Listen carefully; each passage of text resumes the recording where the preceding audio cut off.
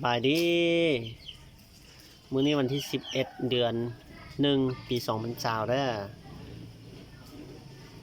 มื้อนี้เอาคลิปหลานเจ้าเขาโบะมาฝากอีกบัดนึงหลานเจ้าเขาโบะเป็นไก่ของหนุ่มเชียงใหม่เป็นไก่ตัวดังตัวหนึงของหนุ่มเชียงใหม่สอบที่อยู่ที่ประเทศไทย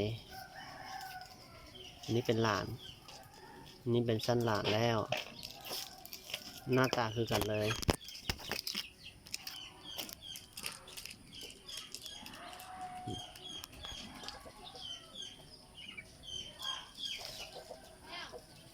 หลังจากที่ถ่ายคลิปตัวที่2ไปแล้วเอาคลิปตัวที่3มาฝาก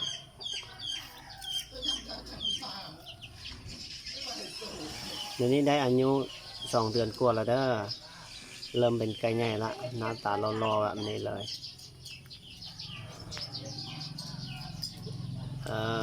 ซุ่มเข้าใกล้บ่ได้เก็ดแข้งกับคล้ายกันเลยเม็ดข้าวสารเก็ดแข้งเม็ดข้าวสารเด้อฝากติดตามอย่าลืมกดไลค์กดแชร์ให้กำลังใจให้ได้เด้อและจะให้ติดตามไปจนกว่าที่ใหญ่ขึ้นมาสิเก่งจำใดเนาะ